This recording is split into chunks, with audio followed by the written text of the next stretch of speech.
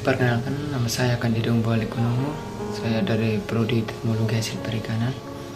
Di sini saya akan menceritakan sedikit tentang perilaku atau karakter buruk yang masih mendarah daging dalam diri saya.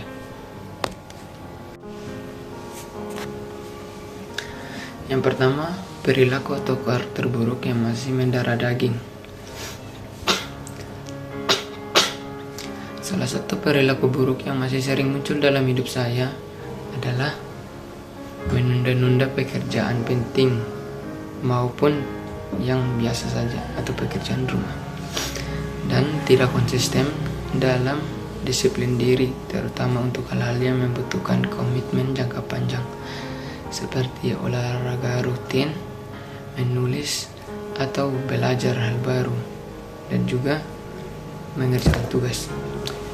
Yang kedua, faktor internal dan eksternal yang mempengaruhi. Yang pertama, internal. Kurangnya kontrol diri ketika dihadapkan pada distraksi. Pola pikir instan. Lebih memilih kenyamanan sesaat daripada tujuan jangka panjang.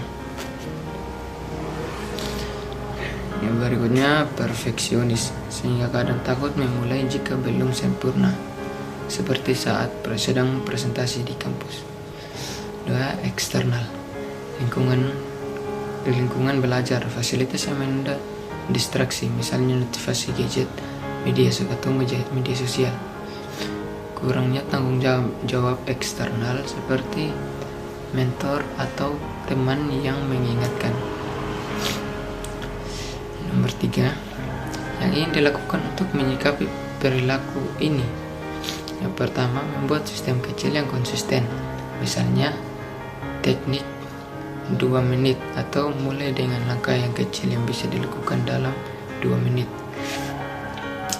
Berikutnya, membangun kebiasaan baru atau menggunakan habit stacking atau menggunakan kebiasaan baru dengan rutinitas yang sudah ada. Yang ketiga, meminta dukungan eksternal, berbagi target dengan teman atau komunitas untuk meningkatkan akubilitas. Yang keempat, solusi dari perspektif etika keutamaan. Etika keutamaan Aristoteles fokus pada pembentukan karakter melalui kebiasaan, bukan sekedar aturan atau konsekuensi. Cara ini bisa membantu mengidentifikasi kebajikan yang ingin dikembangkan, misalnya disiplin dan ketekunan sebagai jalan menuju eudaimonia atau kehidupan yang bermakna. Praktik bertahap. Kebajikan dibentuk melalui pengulangan. Saya bisa mulai dengan komitmen kecil, misalnya 10 menit per hari untuk tugas yang biasa ditunda, sampai menjadi kebiasaan alamiah. Yang kedua, refleksi diri, menanyakan apa yang akan dilakukan oleh versi terbaik dari diri saya untuk membingkai ulang pilihan sehari-hari.